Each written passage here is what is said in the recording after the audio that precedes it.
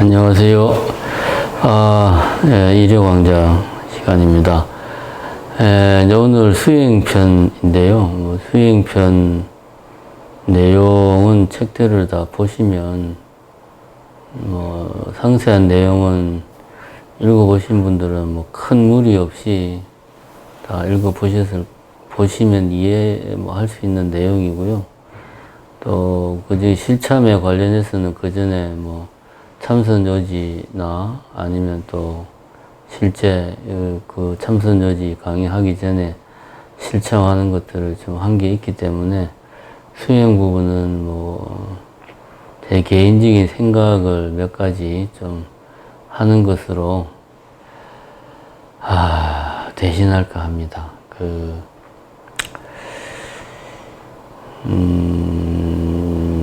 제가 이제 얼마 전에 인터넷을 쭉 돌아다니다가 보니까, 누굽니까? 박진영이가 자기 이야기를 한 그런 게시물을 봤어요. 기사는 아니고. 그거 보니 이런 이야기가 나옵니다. 하기 싫지만 몇십 년 동안 하루도 빼먹지 않고 한 게 자기가 두 가지가 있다. 하나는 간헐적 단식, 하루에 4시간만 먹고 나머지 시간은 금식을 하는 생활을 20년 넘게 그렇게 했답니다. 그래서 항상 이제 입에 달고 사는 말이 배고파 죽겠다 이런 말을 입에 달고 산다고 자기는. 두 번째는 이제 운동을 아침에 일어나면 꼭 운동을 한다. 그래서 또 항상 입에 달고 다니는 말이 힘들어 죽겠다 하는 말을 입에 달고 다닌다. 그래서 배고파 죽겠다, 힘들어 죽겠다, 이렇게 제일 하기 싫은 일을 하루도 빼먹지 않고 꾸준히 하는 게 정말 중요하다. 자기가 그거를 하루도 빼지 않고 정말 하기 싫지만 하는 이유는 무대에 섰을 때 뭐라고 해야 됩니까? 쾌감, 관중들의 반응, 그런 데서 오는 어떤 행복감, 그런 것 때문에 자기는 예를 들면 요즘 박진영 그 양반이 1년에 한 번 정도 곡을 발표한다는데 1년을 고생을 하는데 그게 다 무대에 섰을 때 그 행복감 때문에 자기는 참는다. 이런 기사를 봤어요. 제가 왜 이 이야기를 하냐 하면, 매일 운동을 하고, 또, 몸무게 관리를 일상적으로 본인이 신경 써가지고 식단 먹는 거를 매일, 관리를 하고, 이거 사실 요즘 사람들 치고, 식단 관리해야 되고, 운동해야 되고, 모르는 사람 없거든요. 근데 박진영이만큼 그렇게 하는 사람이 이 지구상에 과연 몇 명이나 있을까? 몇십억 인구 중에 과연 몇 명이나 식단 관리와 체중 관리를 그렇게 일상적으로 하고 있을까? 생각해 보면 정말 몇 명 안 될 것 같다는 생각을 합니다. 그럼 차이가 뭘까? 다 알고 있는데도 불구하고 어떤 사람은 이를 악물고 정말 하기 싫지만 하는 사람이 있는 반면, 또 어떤 사람은 알고 있지만 이런저런 사정 때문에 마음이 약해서, 바빠서, 의지가 약해서 생각만 하는 사람도 있고, 하다가 중간에 관두는 사람도 있고, 조금 하고 자기 스스로 이 정도면 됐다고 만족하는 사람도 있고, 왜 그럴까? 결국은 동기부여가 얼마나 강하냐에 차이라고 봅니다, 저는. 사실 뭐 박진영이 같이 1년에 한 번 그렇게 무대에 올라서 가지고 숱한 팬들의 환호성을 받는 사람은 몇 명 없죠. 그런 특수한 연예인이라는 직업에 종사하고 그 중에서도 인기를 누리고 그 중에서도 오랫동안 인기를 누리는 사람은 정말 몇 명 안 됩니다. 이런저런 뭐 특수한 조건에 있다 보니까 박진영이 같은 사람은 그렇게 동기부여가 확실하게 되지 않았을까. 근데 보통 사람들은 그렇게 하기가 힘들다. 이런 생각을 합니다. 제가 왜 이 이야기를 하냐 하면,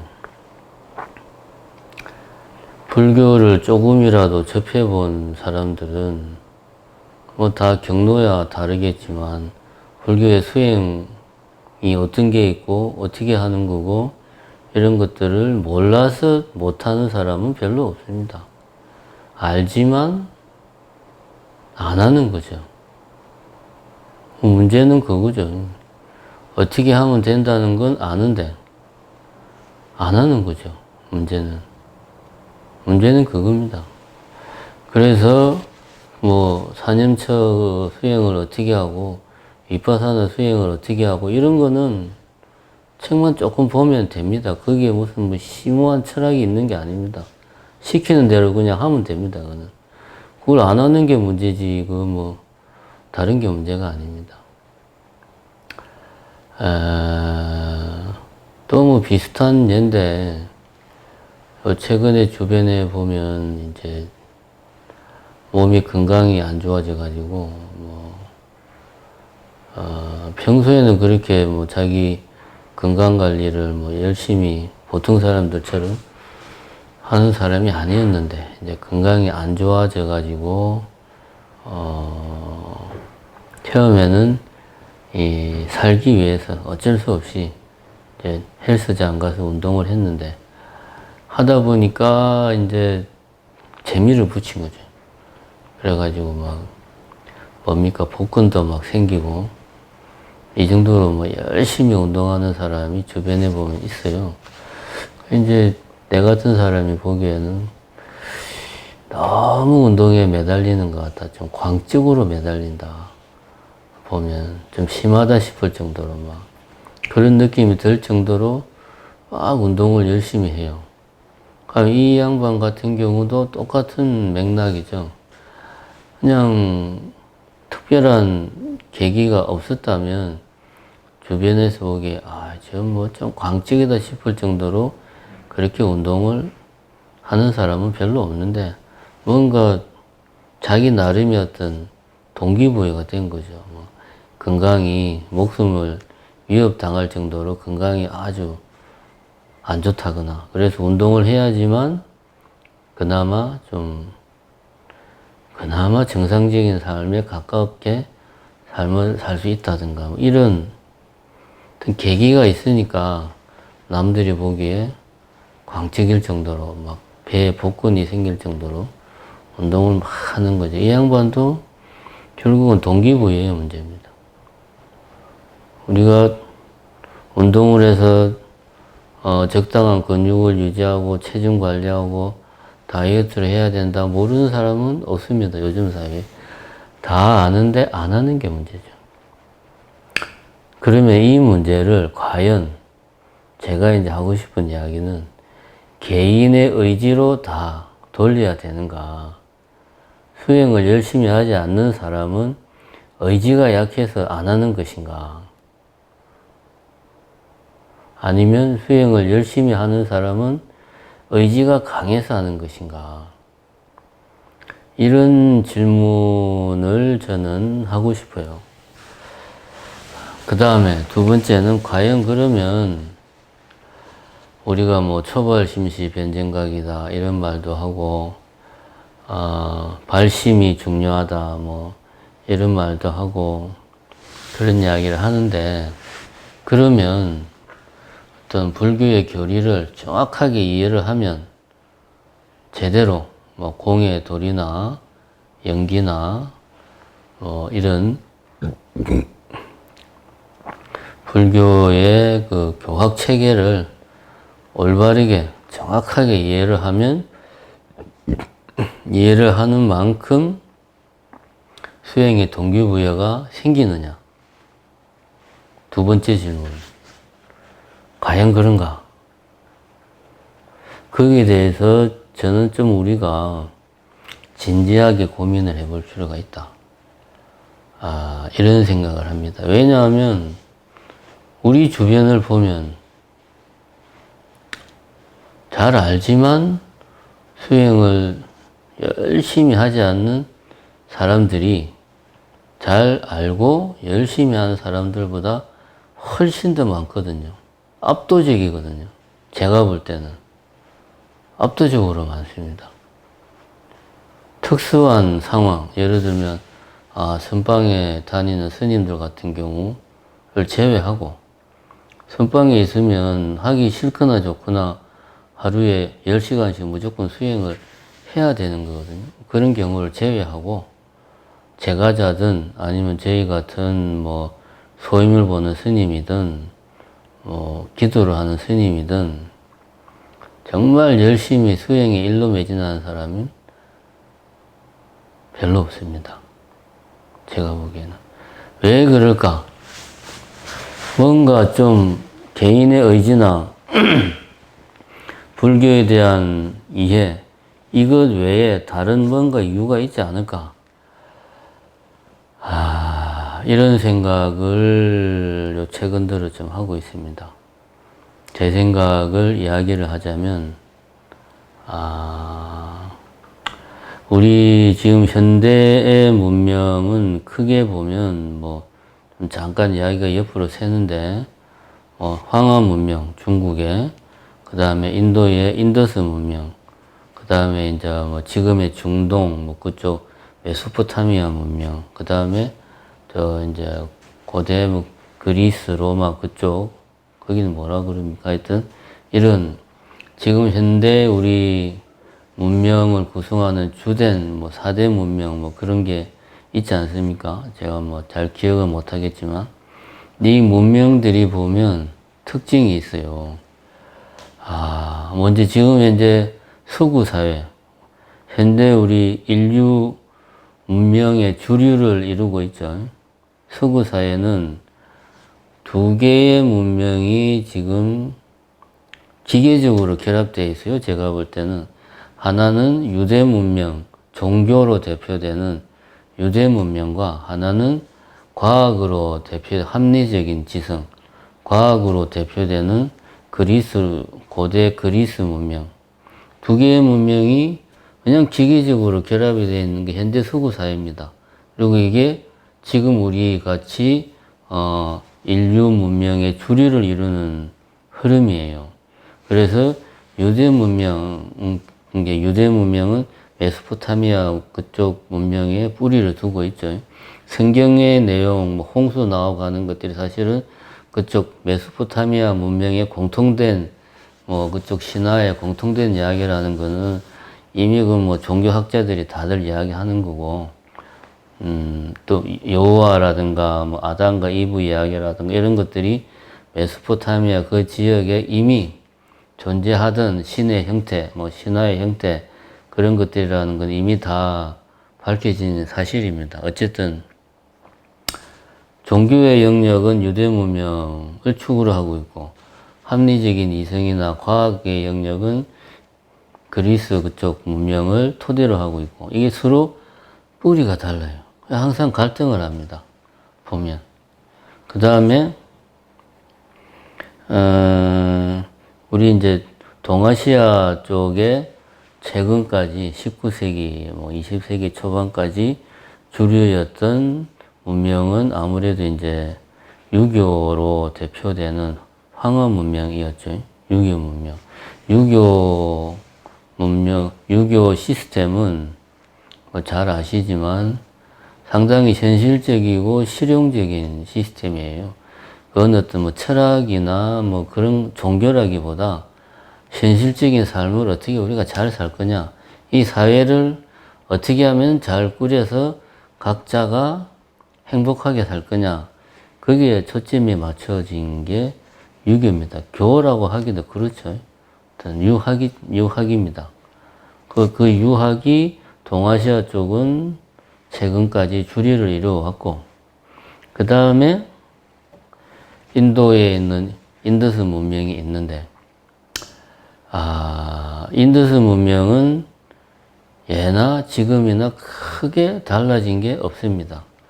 역사가 깊지만 또 상당히 다양하지만 근본적인 본질적인 부분에서는 자기 정체성이 뚜렷한 문명입니다. 이 인더스 문명이 제 생각에는 불교라는 옷을 입고 세계화됐어요. 이 세계화되는 과정에서 동아시아로 넘어올 때 이것이 동아시아 쪽 사회에 어떻게 스며들었냐, 이걸 우리는 잘 볼 필요가 있습니다. 그럼 먼저 인더스 문명의 특징은, 이거는 유대 사회에서 여호와라는 그 종교가 탄생한 유대 사회하고 인도하고 비교를 해보면 많은 시사점이 있습니다. 양쪽 다 척박한 환경입니다. 더운 나라고, 인도는 이제 열대지방이기 때문에 건기와 오기가 뚜렷하고 기후 자체가 극단적이고 고통스러운, 더울 때는 4, 50도까지 올라가는 그런 동네고, 비가 올 때는 엄청나게 쏟아지고, 그런 거는 유대 문명도 그쪽도 마찬가지죠. 그쪽도 아시다시피 그때도 그랬는지 모르겠지만 어쨌든 그게 사막 같은 동네고 아주 살기가 힘든 척박한 동네입니다. 양쪽 다 보면 환경이 아주 살기 힘든 동네다 라는 공통점이 있어요. 그런데 그런 공통점은 있는데 그 사회 사람들이 그러한 환경을 어떻게 극복했느냐. 먼저 이렇게 유대 사회 같은 경우는 이 지상의 모든 영광을 신에게 돌림으로써, 절대적인 신에게 돌림으로써, 절대적인 신을 통해서 현세에, 지금 이곳에서의 고통을 극복하려고 했고, 신을 찬미하고 모든 영광을 신에게 돌리고, 지금 비록 괴롭지만 내가 신의 종이 돼가지고 그 여호와의 품에 가면 모든 고통이 끝난다라고 하는 그런 신 중심으로 모든 걸 해결하려고 했고, 인도 같은 경우는 그게 아닙니다. 기후 환경이나 삶이 척박하고 힘든 거는 비슷했지만 제가 볼 때는 이 괴로운 삶을 어떻게 극복할 것인가, 그것은 내가 명상이라든가 지금 우리가 말하는 참선이라든가 이런 수행을 통해서 내가 이 고통을 벗어나겠다. 불교만 그런 게 아닙니다. 인도 사상의 특징이고, 바가바드, 우파니샤드 이런 인도 브라만교 그쪽에서 성전으로 취급하는 그런 경전에서 일관되게 하는 이야기가 그런 겁니다. 현세의 괴로움을 벗어나는 것이 인도 철학, 인도 사상의 목표입니다. 이 목표에서 불교도 그 틀 안에 불교도 있어요. 불교도 항상 강조하는 게 괴로움을 어떻게 이 번뇌에서 벗어날 것인가, 이 번뇌에서 벗어나서 어떻게 열반을 성취할 것인가, 똑같은 맥락입니다. 힌두교든 불교든 자이나교든 보면 인도 사회, 인도 문화의 특징은 현세의 이 괴로움을 내가 수행을 통해서 벗어나겠다. 열반의 세계로 가겠다 하는 겁니다. 이게 이제 유대 문명하고 인도하고 차이가 그거죠. 한쪽은 신에게 모든 걸 의지함으로써 현재의 고통을 벗어나려고 하고, 한쪽은 내가 정신적인 수행을, 정신적인 훈련, 정신적인 뭔가 노력을 해서 이걸 내가 극복을 하겠다 라고 하는 겁니다.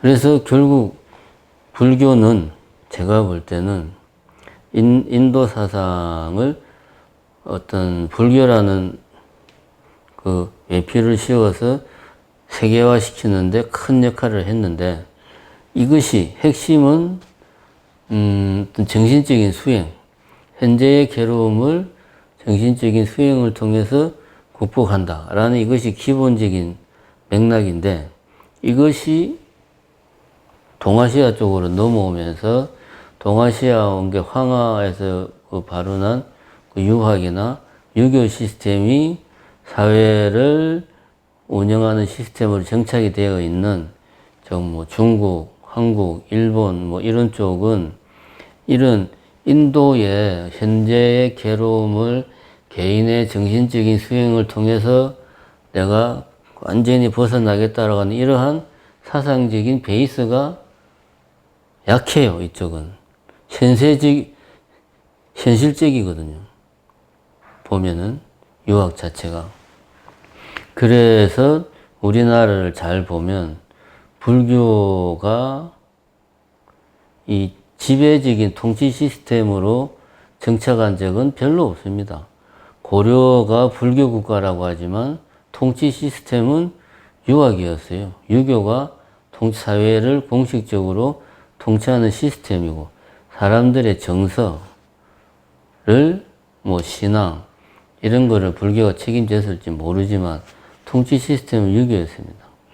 이 불교가 우리나라에 들어오면서 지금 현재 모습, 조선시대를 거치면서 살아남은 불교의 모습, 그리고 중국에서 불교의 모습 자세히 보면 그런 겁니다. 주술성을 기반으로 한 재래의식, 아주 드라이하게 핵심적으로 말하면 그런 모습으로 변화되면서 어떤 서브 시스템, 문화, 서브 컬처 문화, 서브 컬처로 우리나라에 정착을 했어요. 주술성을 기반으로 한 재래의식이라는 건 뭔 말이냐 하면, 원래 불교, 그러니까 인도 사상의 그 어떤 특징을 고스란히 안고 있는 불교는 현재 이곳에서의 괴로움을 나의 정신적인 노력, 실천을 통해서 극복하겠다라는 이런 맥락인데, 동아시아 쪽에 이게 오면서 기존의 현실적인 통치, 사회 문화의 운영은 유교 시스템에서 다 갖추어지고 있고, 그렇기 때문에 비주류로서 기존에 존재하던 무속신앙이나 뭐 토속신앙이나 아니면 중국 같은 경우는 이제 비주류였던 도교나 이런 것들하고 결합을 해가지고 사람들의 어떤 뭐 기복신앙 그런 것들을 그런 것들에게 어떤 그 풍부한 사상을 제공해주고 이데올로기와 이론을 제공해주는 역할을 한 거죠. 그래서 우리나라 같은 경우도 불교가 이제 우리나라에 뭐 지금까지도 그렇습니다만은 수행 중심의 불교와 이런 그 뭡니까 기복 주술성을 바탕으로 한 그 기복 신앙으로서의 불교가 공존해 왔어요. 쭉 보면 어떤 때는 기복 신앙이 강했다가 어떤 때는 좀 수행 중심의 불교가 강했다가 했지만 두 가지가 하나로 통일돼서 하나의 모습으로 불교가 우리나라에서는 이어져 오지 않았다. 그리고 수행 중심의 불교는 굳이 표현하자면 엘리트 중심의 불교다. 출가자 중심의. 그죠? 참선, 화두참선 이런 화두참선 자체가 진입장벽이 너무 높아요. 진입장벽이 높기 때문에 여기는 엘리트 중심입니다. 중국도 보면 대보각선사서 뭐 이게 이제 그 대스님이 서신을 주고받은 건데 이 참선 공부를 어떻게 할 것인가에 대해서 그래서 우리가 서장 대보각선사서 서장을 화두참선의 교과서라고 그러잖아요. 그럼 이 편지를 주고받은 사람이 누구냐 하면 그때 당시에 엘리트 중에 엘리트들이에요. 관리들, 은퇴한 관리들.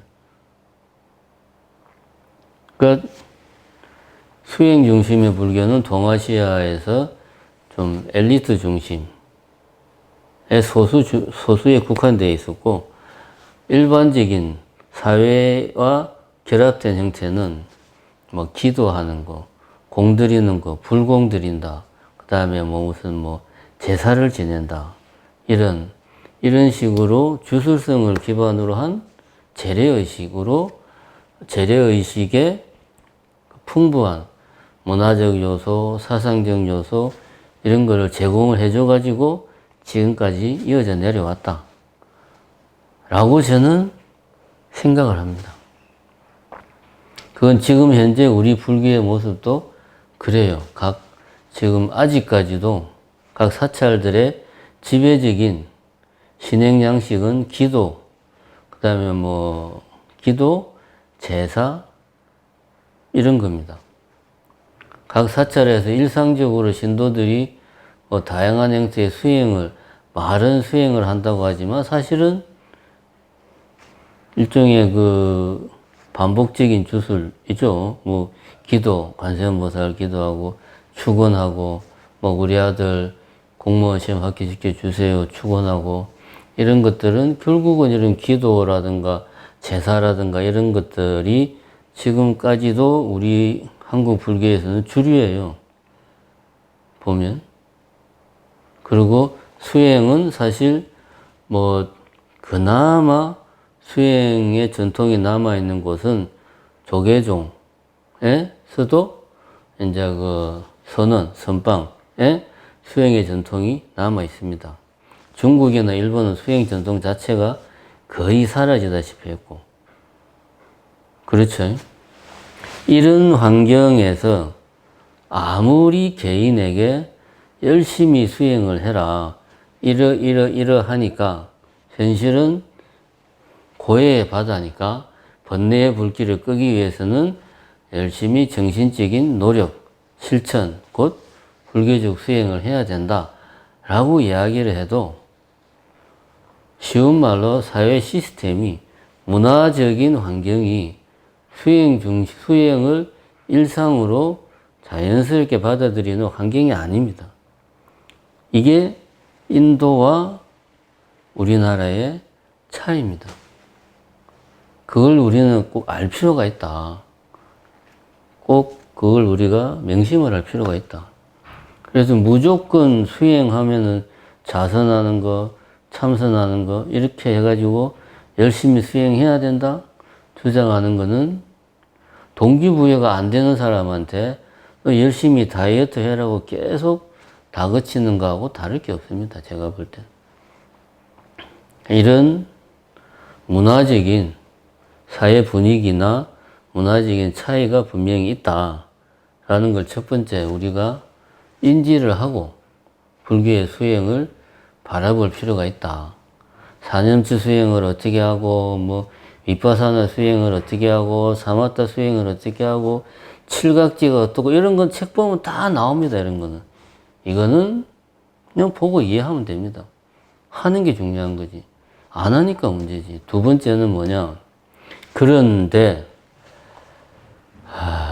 요 최근의 불교의 흐름에서 새로운 흐름은 19세기 중반에 서양, 뭐 독일 이쪽에서 그러니까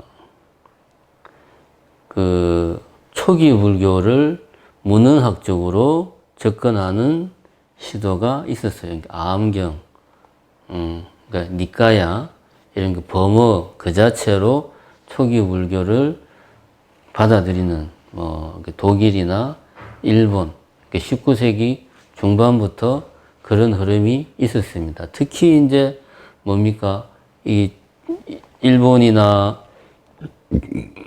동남아시아 쪽이 유럽의 식민지가 대거되면서 유럽에서 인도나 이런 동남아시아 쪽에 다양한 문화적인 요소들을 자기네들이 가져와서 연구, 검토하기 시작합니다. 그 중에 불교도 하나가 들어가 가지고 우리나라 같이 몇천 년에 걸쳐서 뭐 티벳을 거쳐서 중국을 거쳐서 들어오고 아니면은 뭐 저기 뭡니까 중국어로 바로 해서 뭐 이렇게 거쳐서 들어오고 이런 게 아니고 초기 불교 그 산스크리트로 된 경전이 그대로 바로 자기네들은 유럽, 서양 같은 경우는 바로 접할 수 있는 기회가 있었고 그걸 바탕으로 해서 그 우리 같이 그 초기 불교 이후에 다양한 뭐 유식이다, 중간이다, 뭐 이런 화엄이다, 뭐 법상중이다 이런 것들을 거치지 않고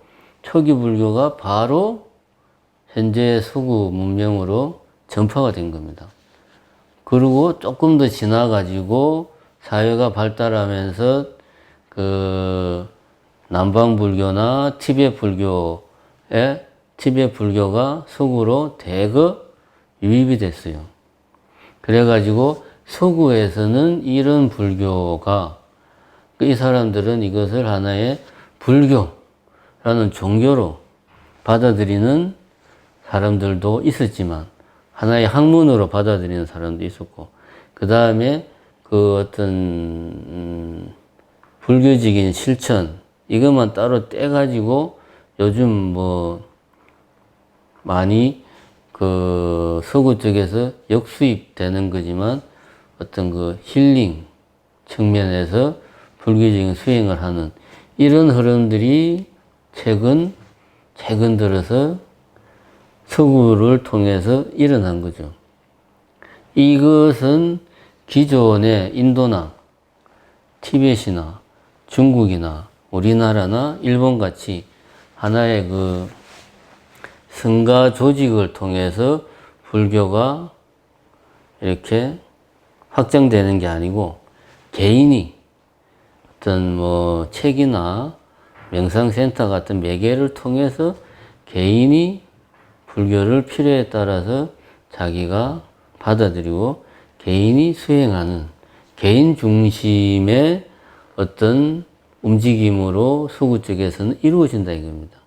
그런 것들이 우리나라에도 역수입돼 가지고 어떤 힐링의 한 측면으로 명상이 각광을 받고 있다 이겁니다. 이런 경우는 애시당초에 인도에서 수행을 하는 목적은 현실은 고해의 바다이니까 이 괴로움을 내가 완전히 근본적으로 벗어나기 위해서는 수행을 해야 된다. 그래서 완전한 그 번뇌를 종식시켜야 된다. 이거하고는 이런 흐름하고는 다릅니다. 말 그대로 힐링이죠. 지금 내가 지치고 정신적으로 힘드니까 좀 쉬고 싶다. 좀 내려놓고 싶다. 이런 측면에서 말 그대로 힐링, 정신적으로 좀 치료를 해주는 그런 역할로 불교가 변질이 된 거죠. 종교적인 부분은 많이 탈색이 되고, 물론 다른 부분도 있을 수 있죠. 티베트 불교 같은 경우는 또 그 나름의 그 티베트 불교의 모습이 또 그대로 유럽으로 전파되는 그런 흐름도 분명히 있습니다만은 지금 현재 서구에서 거의 산업화된 것은 명상이잖아요. 명상은 하나의 지금 비즈니스가 됐거든. 이런 부분들은 하나의 그 개인의 어떤 정신적인 치료 정도의 역할로 변질이 됐습니다. 그러면은 지금 우리 사회 같은 경우 불교는 여러 가지 모습을 하고 있습니다.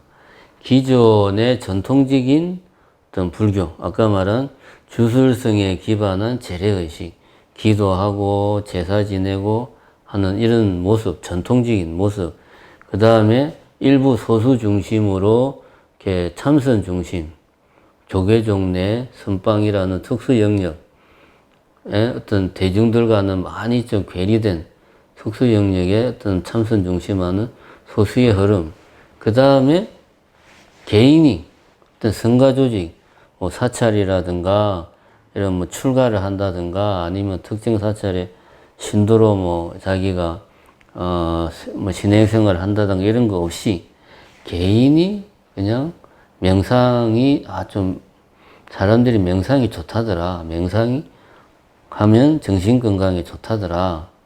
좀 명상을 하면 뭔가 좀 교양 있는 사람 같고 좀 뭔가 좀 앞서 나가는 사람 같은 느낌도 주고 뭐 이런 등등해서 개인이 자발적으로 자기가 불교라는 틀에 크게 얽매이지 않고 좀 뭐 힐링 차원에서 명상을 하는 이런 몇 가지 흐름들이 지금 혼재되어 있습니다. 이런 상황에서 과연 이런 상황에서 우리가 불교적 수행을 지금 이 21세기 대한민국에서 불교의 수행을 한다는 것은 어떤 노력을 어떻게 하는 것인가 하는 것을 좀 진지하게 고민을 해볼 필요가 있다. 우선 첫 번째는 전통적인 한 흐름으로서 어떤 확실한 내가 개인이 동기부여를 확실하게 해서 정말 내가 깨달음을 얻기 위해서 열심히 노력해야 되겠다. 굳건한 서원을 세워서 흔들림 없이 용맹정진해야 되겠다. 라고 자기를 다그치는 방식이 하나 있을 수 있고, 그죠? 요거는 뭡니까?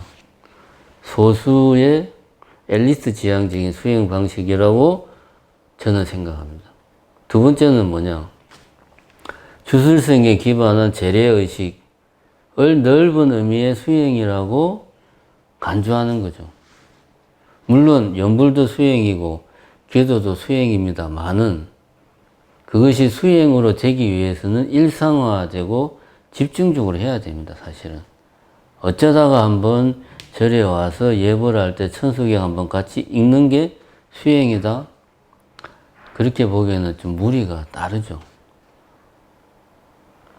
어쩌다가 한번 절에 와서 예불 동참하는 거를 수행이라고 하기에는 좀 무리가 있습니다. 예불이 수행이 되려면, 연불이 수행이 되려면, 앞에 말한 박진영이가 자기가 매일 운동을 하고 매일 간헐적 단식을 하는 그런 마인드로 예불을 하고 연불을 하고 기도를 해야 돼요. 근데 실제로 그렇게 하는 사람은 그렇게 많지 않습니다. 두 번째는 기존의 어떤 주술성에 기반한 재래의식을 불교적 수행이다 라고 포장을 하는 거죠. 두 번째는. 세 번째는 아까 이야기했듯이 명상, 넓은 의미의 명상. 그 수행의 목적은 열반을 성취하는 건데 그게 아니고 열반이 아니고 정신적인 치료, 치유, 좀 긴장을 풀고 스트레스를 풀고 마음을 편하게 가지는 정도도 그냥 수행이다 라고 생각하는 이런 예를 들면 크게 보면만 세 가지 정도로 우리가 수행이라는 것을 불교적 수행을 지금 현재 우리 사회에서 불교적 수행을 내가 받아들일 수행할 수 있다. 어느 것도 사실은 올바른 건 없습니다. 제가 볼 때는. 다 문제가 있죠. 다 보면 문제가 있습니다. 그래서 우리가 수행을 어떻게 해야 되냐, 수행의 방법을 어떻게 수행을 하는 게 좋은가, 이거를 고민하기 전에 오히려 제가 볼 때는 우리 사회에서 불교적인 수행을 한다는 것이 과연 어떤 모습일까 하는 것을 좀 개인들이 고민을 하고, 그리고 우리 시대 21세기 한국 사회에 맞는 어떤 수행 방식을 찾을 필요가 있다. 이런 생각을 합니다, 저는. 물론 남방 같은 경우 미얀마나 태국이나 이런 경우는, 미얀마 같은 경우는 불교 국가란 말입니다. 헌법상으로는 종교의 자유를 보장한다고 되어 있지만 불교 국가예요. 거기는. 그리고 스님들이 수행하는 것이 당연한 거예요. 그리고 신도들은 스님들께 공양을 올리는 게 당연한 거예요. 그런 사회에서 수행을 하는 것이 어떤 의미가 있고 수행을 어떻게 할 것인가를 생각하는가 하고, 지금 우리 사회같이 일반인들이 종교를 걱정하는 이 사회에서 종교가 없는 사람이 종교에 있는 사람들보다 더 많은 이 사회에서 불교뿐만 아니라 개신교나 타 이웃 종교까지 질타를 받는 우리 사회에서 불교적인 수행은 어떻게 해야 되는가? 어떤 의미가 있는가? 어떤 방식으로 해야 되는가? 이런 고민을 해야 된다. 저는 그런 생각이 듭니다. 이걸로 이제 다른 부분도 뭐 더 하면 좋겠지만 초기 불교 이해는 이 정도 선에서 일단 마치기로 하고요. 개인적으로는 뭐 제가 아는 게 없어가지고 많은 도움이 못 된 것 같아서 죄송하게 생각을 합니다. 다음에 더 공부를 열심히 해서 좀 도움이 되는 그런 기회를 다시 한번 가지면 좋을 것 같습니다. 그리고 수요법회 이야기를 좀 하고 싶은데, 그번에 또 이제 사회적 거리두기가 오늘부터 2단계로 격상이 돼가지고 일단 소모임 같은 게 이제 금지가 됩니다. 그래서 원칙적으로 수요법회를 하면 안 됩니다. 물론 뭐 그런 거 무시하고 해도 뭐 설마 여기까지 와서 뭐 감시를 하겠습니까만은 원칙적으로 하면 안 되기 때문에 요번 주부터 또 수요법회는 다시 또 못합니다. 그래서 그 수요법회 단톡방에도 제가 올렸지만 108회 동영상을 빠른 시일 안에 만들어 가지고 올릴 생각입니다. 그래서 각자 그 댁에 계시면서 동영상을 이제 보면서 같이 이렇게 108배를 하는 그런 것도 저는 나쁘지 않다고 생각합니다. 어차피 수행은 개인이 하는 겁니다. 수행은 개인이 하는 거고, 사찰은 수행을 할 수 있는 여건과 기회를 제공을 해주는 데거든요. 물론 이제 사찰이 현대 자본주의 사회에서 사찰이 유지가 되려면 일정한 수입이 있어야 됩니다. 부정 못합니다. 우리나라가 인도 사회 같이 인도의 그 부자 문화, 공양 문화가 일상화된 사회가 아니기 때문에 사찰에 일정한 수입이 있어야 되는 건 뭐 부정할 수 없는 현실입니다. 그거는 그거고, 사찰이 존재하는 목적은 개개인이 수행을 더 잘 할 수 있는, 더 원활하게 할 수 있는 기회와 여건을 제공하는 겁니다. 다른 거 없습니다. 우리가 신도를 많이 확보하는 게 사찰이 존재하는 목적이 아니라는 겁니다. 더 많은 신도를 가지고 사찰 내에 많은 소모임들이 활성화되고 뭐 법회나 행사 같은 거 할 때 신도들이 많이 나오는 게 사찰이 존재하는 목적이 아니에요. 그렇게 되면 뭐 좋게 하지만 그게 아닙니다. 그래서 개개인이 집에서 그런 뭐 동영상을 보면서 108배를 이렇게 일상적으로 꾸준히 하는 것은 참 중요하다고 생각합니다.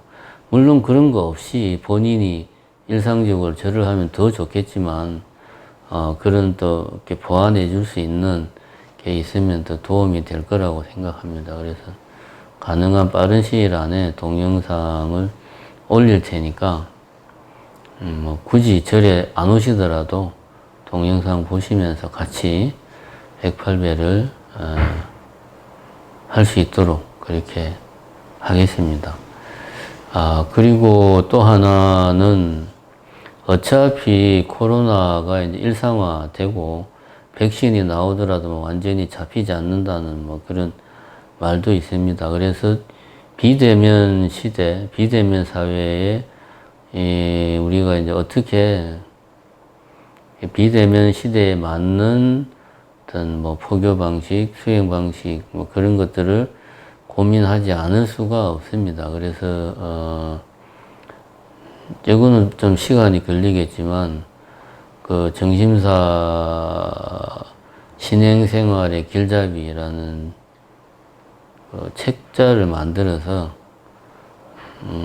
그걸 이제 배포를 할 생각입니다. 그래서 굳이 절에 나오지 않더라도 집에서 혼자서 자기가 수행을 할 수 있는 그런 여건을 제공한다는 차원에서 신행생활의 길잡이라는 책자도 만들 생각입니다. 물론 이거는 뭐 한두 달 안에 뭐 금방 될 건 아니고 조금 시간이 걸리겠지만 그렇게 할 겁니다. 그래서 그런 뭐 자료들을 도움을 받아 가지고 굳이 절에 와서 뭘 안 해도